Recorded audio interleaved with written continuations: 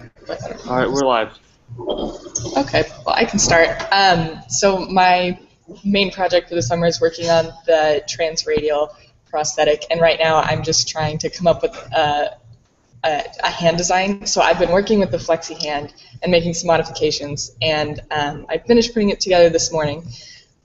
So I've got a list. I talked to Dr. Avian, and we made a list of things that I'll be working on this week as hopefully improvements. I'm going to shorten this joint here because right now the proportion of the fingers just seems off.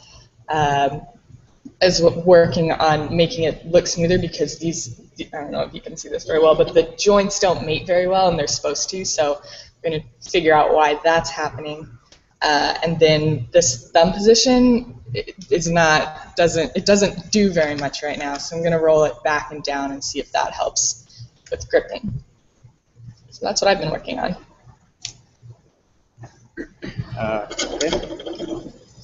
So from my side of the internship, I'm working on the tool adaptations, and my project for this week was getting an adapter for the hand, just basically fit onto the hand so we can put tools onto it. So here's the first version right here. It's printed out. I have some pictures I can put on the screen. I just need to grab them. But let's see here. I think I'll try and get the application to work real quick. I think it's called screen capture or something. Yeah, screen share. Yeah. Okay. So here is the a picture of the model in Cura. So I just printed this today a few hours ago. And basically this just wraps around the palm, and it's supposed to be designed to be universal to enable hands. But I'm still working on getting the tolerances right so it'll fit with everything. Right now it seems to fit pretty well with the Phoenix palm and the Raptor Reloaded, because they scale pretty similarly. So here's a second picture, and that's that. Hey, Justin, those pictures didn't seem to, we could see the folder, but we couldn't actually see the picture on the screen. Can you? Yeah, I think I can adjust that. Let me screen share. Okay, I see. Because this is the kind of thing where we definitely like to get some feedback on the design. And how's that? It looks much better. Yeah. Okay, so here's the model in Cura. I just printed this a few hours ago. It turned out pretty well. It fits around the Phoenix pretty snugly. I need to make a few adjustments to make it fit a little better, and it's a bit thin, so it needs to be made stronger. But it looks like it's going to work out. I like how it turned out. So if you have any feedback, let me know. And let's see here. You can kind of see it. I'll try and give you a view here. But basically, these little holes here are for a Velcro strap that goes around the palm. And I'll attach it to the palm here. So here's a Phoenix palm, it's 100% scale. So this basically just goes around the thumb here, and then snaps on the other side. So it fits like this. Okay. And then a Velcro strap will go around the top here to keep it secure. And then the attachments will attach to the bottom here, but that's the next step, is to design how it's going to attach. So Justin, like, I don't know how important it is, but like, so with the way that you have it right now, the attachment would come below the hand. It would be like right here, right? Right. So like, does that make a difference as opposed to having the attachments like mesh in plane with where the fingers would be? Well, I think it would be more stable for sure. That's probably the biggest issue. I think having it closer to your wrist, to where you're actually, the motion's happening, is probably better as far as putting strength out of it, because it's going to be for working. So I think it's going to be less stress on the user. But that's a good point. If you wanted to be more anthropomorphic, then probably want to do it with the fingers. But we can try and think about how that might work. Maybe for lighter duty stuff, that'd probably be good. Yeah, like I was just thinking because I don't know, like I definitely think that you have an excellent point about the strength, but it just seems more, and there's no scientific reason for why I'm saying this, but like it just seems more natural to have it like in playing with the fingers, because if it's serving as a replacement for the fingers. Well, it's more like a replacement for the grip. So, like normally when you held something, it sits in your palm like this. So I'm kind of having it go right there. Okay. Say if you're holding a broom or something, that's the kind of grip I'm trying to emulate with the first revolution of tools anyway. Okay. So that's what I'm getting at with that anyway. And another thing, do you have like a mechanism to quickly toggle between the different attachments, or would the patient have to carry, or just have the attachments next to him or her? Yeah, that's one of the design specs for me, is to make it quick to take off and put on. So that's something I'll be working on. But yeah, I'm trying to work on a quick disconnect kind of mechanism maybe, or some way to make it pretty fast. But that's going to be in the future. Still planning. So right now I've just got the attachment to the palm that the actual tools will attach to. So that's going to be the next step. Okay. And so that's that. And also I printed out, I think it's Matthew McGinnis is his name. He made the cam, or actually let me make sure I get the name of this right. It's called a variable hand grip tensioning box. He put it on the Google Plus page, and this is it right here. One of the gears is broken off, but basically this attaches where the tension box goes, and the wires go through here for the fingers, and this thing will rotate and allow you to put your finger grip in different positions. So that was just kind of interesting, and I wanted to kind of see what it looked like, so I printed one, and it's pretty interesting. These little cams in here wrap around the wires, so that's what makes the finger positions go in different spots when you grasp. And then it just has a gear side on this side with the knob, and that's what turns it. So, Justin, how big is that? Yeah, this is actually quite big. Is it? This is actually his second version. It's half the size of the first one, but it's still rather large. I'll show you on the Phoenix hand right here. This is the Phoenix we made a couple weeks ago, and this is supposed to be the same scale at 145%. So okay. it would fit right here. So it's pretty big right now. But the what it allows you to do though is have different grasps. So I think it's 3-finger grasp, pinch, and then like an angled. I can't remember all the names of the grasps, but basically a regular one, 3-finger, and then a pinch with just 2 fingers, or the pointer and the thumb. I mean, so that was interesting, and we might once I get the part fixed that broke. This second gear is broke, so I can't really use that. But I'd like to string it up and test it, how it works. So it's pretty interesting, but we'll have to expand on that, I think, because it is pretty large, like you said. Right. No, that'd be really cool if it works.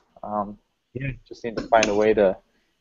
And there might be other techniques for how to get that same mechanism to work, or same hand function, then it's something smaller. Right. Like,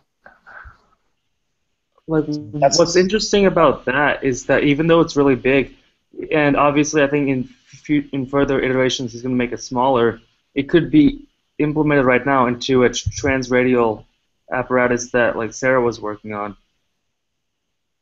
Yeah, that'd be interesting. What do you think about that? Yeah, I don't know how, since we're powering ours with EMG, I'm not 100% if that would really bias anything, but. Well, but if we were to, so Sarah, we're looking at both a body-powered and an EMG-based system, right? So the space that would be taken up by electronics and motors and batteries replaced with that. Yeah, this box could go into that space theoretically. I don't know. Would it provide? I don't know. That's a good question. Would it provide value if we did something like that? I think yes, the ability to switch between different grips would be helpful. I think relying on your other hand seems to be not particularly appreciated, I guess, in most of these designs. But if there is a way to somehow control that without having to manually twist it with your other hand every time you wanted to change grips, then I think it would be great.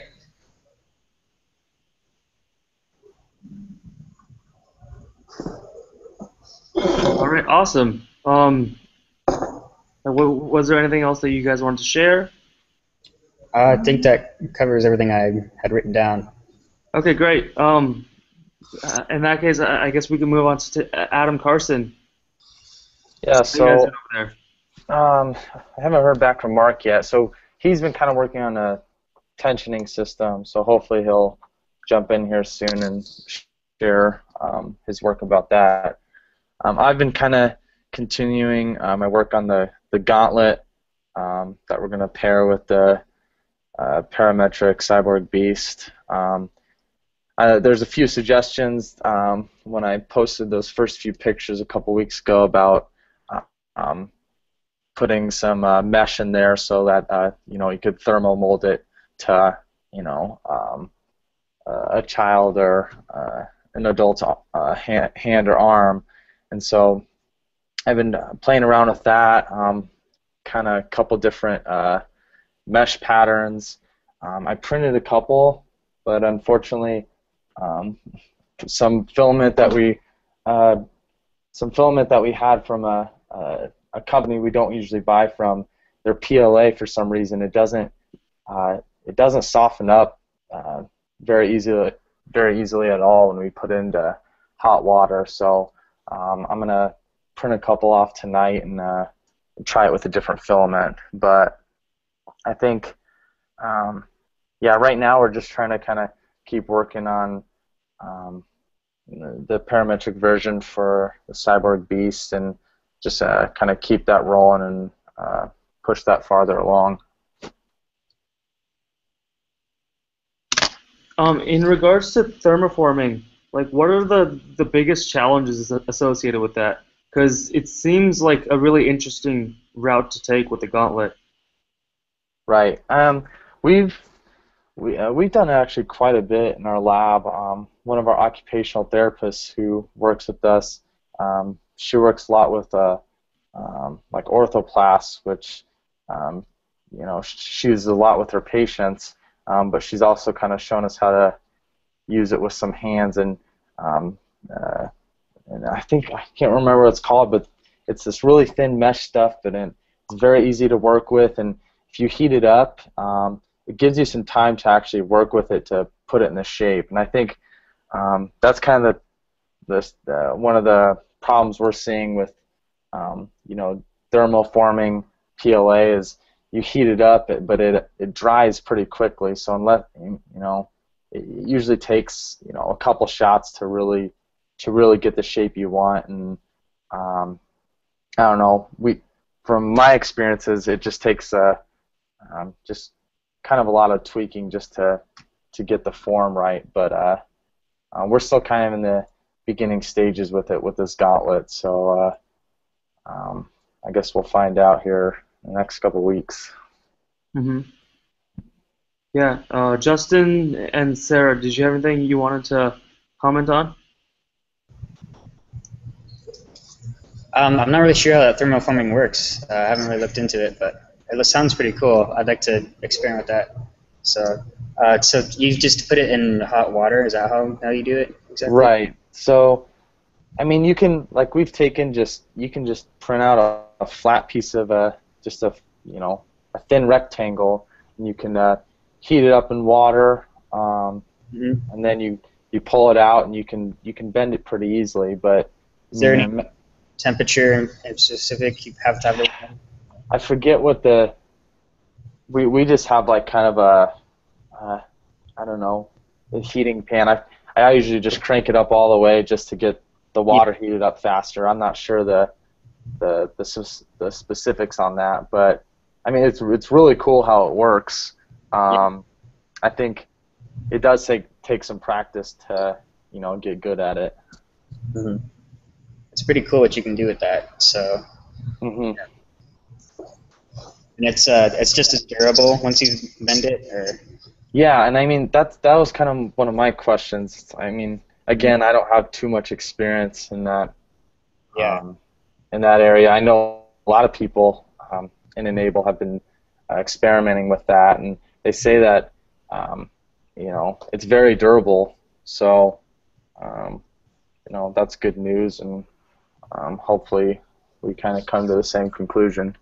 Yeah, let me know how it goes. If we can figure out how to do it, maybe. I mean, we don't have any specific thing we need to do it for, but it'd be cool to just have the technique down so we can do Definitely. it. Yeah. Well, the only time I've done anything like that, we used a heat gun and just covered her hand with a glove and put it on, which I don't recommend, but it worked. We got the shape really well. Right. But again, that's probably not the best way to go about it.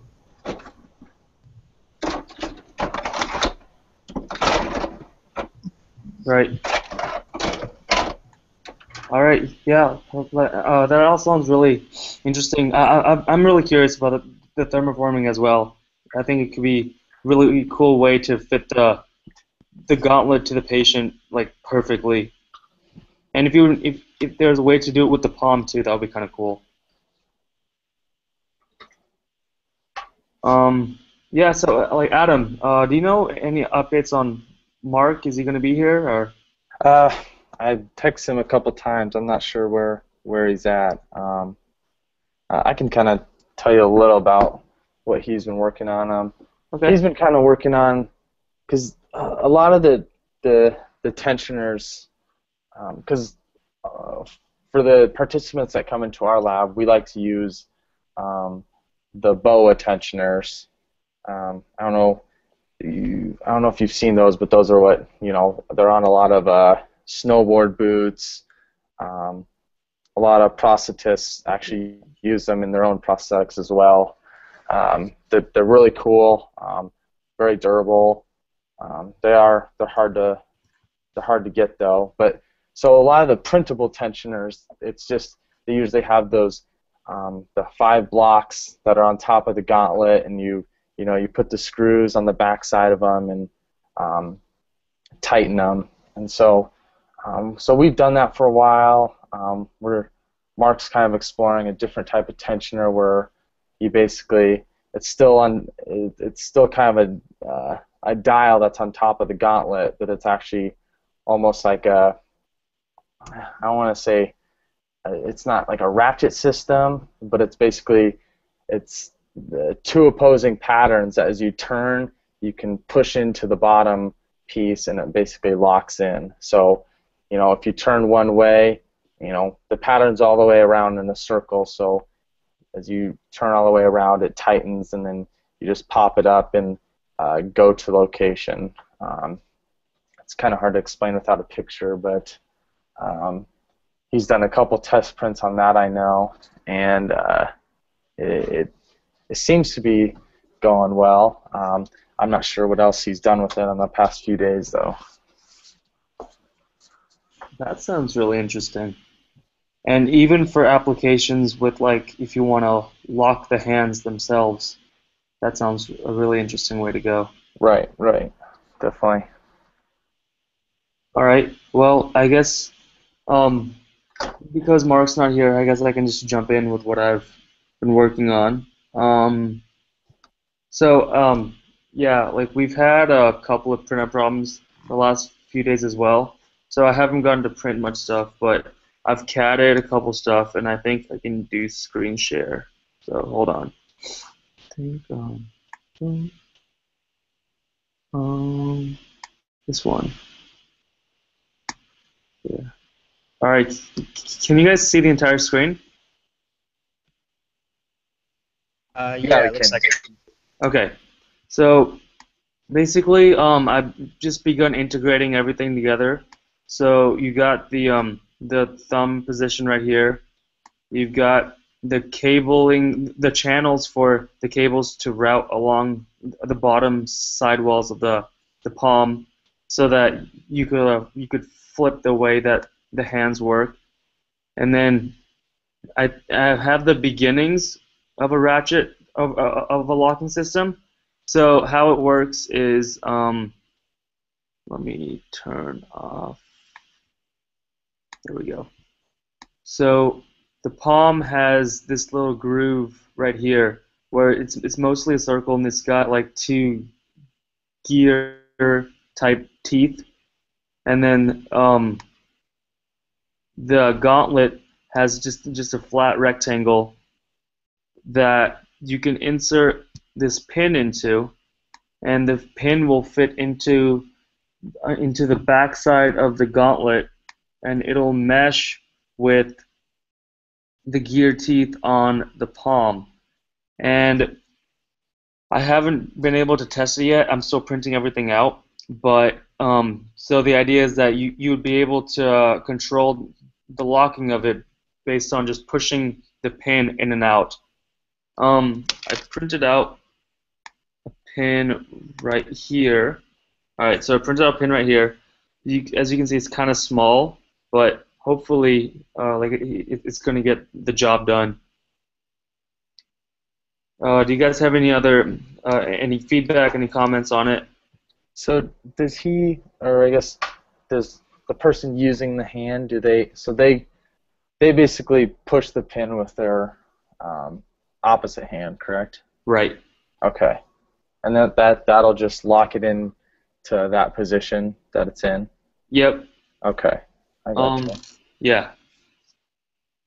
Yeah, I like that. I've always, we've kind of talked about in our lab, it'd be cool to find a way to take the other hand out of the equation and just, if they could do some sort of movement inside the gauntlet. I mean, that'll be kind of tough because we want them strapped in and tight, but if they could do something where, they just making a simple movement could, lock that in without having to use the other hand. Right. Yeah, that would be the next step. But I've been thinking of having to do something with radial ulnar deviation. So just flicking the hand to the side would lock and unlock. But I haven't been able to make too much progress in that regard. I gotcha. Yeah.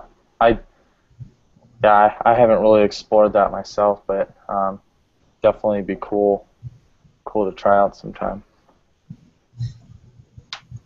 I just wanted to ask, would the pin affect the wrist at all as far as how it pushes in? I don't know. That's actually a good question. Yeah. Bracer or the gauntlet, I guess. Yeah, it might be too abrasive when it pushes in. I don't quite know. Or I might just have to print with that extra room in mind. Mm-hmm. Or even, I could, how the hands are such that the palm is on the outside and then the gauntlet's on the inside? Yeah. I could flip it and then do it that way. Have some more room that way. Yeah. I think that would work. Another way of doing it, which wouldn't get the pin, which wouldn't affect the wrist, would be to have a latch right here, and then when the latch kind of meshes with the teeth, it's not gonna allow movement. And it looks like Mark has joined us. Hey, Mark. How's it going, guys? Sorry, I had some personal business I had to take care of. Oh, that's okay. Well, we've all presented what we wanted to work on, so now it's your turn. I guess kind of the things I've been working on the past week or something like that was just keeping updated with the whole entire design, stuff like that. I know Adam and I both have been trying to do some stuff of working a new tensioning system. So we're exploring the possibilities for that, trying to see if we can make something. This is probably one of the hardest parts ever to do because it's probably one of the most critical parts in the whole entire hand besides just the palm. Probably one of the parts that most of the users would be using like that. So this is going to take a long time. Many different types of prototyping stages and like that. So it's gonna be a while till we actually get something out there ready for people to show like that. But we just started trying to think and sketch up a couple ideas of what potentially could work and what starting points we could start at. Well, Adam was describing a little bit about what you're working on with the pattern system. Mark, I just kind of told them how just kind of the interlocking feature you had. Oh, yeah. The kind of like the circular right. tabs and like that. Yeah, so how to best describe it? I guess the best way to think about it is basically just think of it as a gear that interlocks with another gear, more or less, but it's all concealed into one kind of capsule in a way. So I don't want to give out too much details because we don't have anything really functional till we want to show people stuff like that yet, but that's kind of like the gist of it. It's basically going to be like an interlocking gear that they can adjust their tensioning, stuff like that. That can be all 3D printed. Okay. That sounds really interesting. Especially for at least like my idea of having like a locking system at the wrist, an interlocking gear that could be easily adjusted is pretty much the way to go. How did that wrist thing go? It went okay. So like I was just showing the other guys that, and I'll touch upon this briefly again. Let me just get the screen share up again. Boom. Yeah, so how it works is that you have this pin thing that would basically push in and out of the teeth on the palm. And that's the gist of it. But yeah, So Justin brought up some interesting idea that if you maybe pushed it in, maybe you could you would be touching up too close against the patient's wrist. And yep, that's exactly what I was going to say. That could cause abrasion, which we don't want. Yeah, when you do that, I'll tell you right now that if you do that, it's going to be too close to the wrist. Because generally, how the fitting. Have you done a fitting for a patient for a palm or gauntlet and all that stuff, or no? Not really. Okay. I guess that's kind of a big thing that, since this is part of the project, I think it's a big thing that you get that. So you can, if you can fit a patient, I think that's a huge thing. Just fit it to the regular, original hand of whatever design you choose from, because then you'll see what limitations can you use for new modifications. Because like that push pin, it's a great idea, but for it to be pushed up against the skin, it's going to hit right away, because their wrist, their residual wrist or their skin is going to be right next to that inside hinge. So usually what we have to do in our lab is put like some foam padding or some moleskin right on that because it's right up next to it. So pushing it in, I don't know if that's going to be the easiest way to do it because it's going to scrape against their hand and stuff like that. So make discomfort and stuff. So yeah. And that's where, I mean, I think in the future I might move to like a latch system that goes on the gauntlet, or even like look into some sort of thing that will mesh in between the gauntlet and the palm that can be pushed in and out, or maybe twisted to lock the hand. Perfect. And still use the other residual hand to still do the second movement, right? Yeah. Okay. Like I think in terms of the progression, the first progression would be to get something that works, and then the next step would be how can we optimize this so that you could do it with only one hand. Did you try printing off your little gearbox in a smaller resolution or no? Yeah, and it ended up snapping off. It wasn't the best. Okay. That's kind of what I predicted, so. Yeah.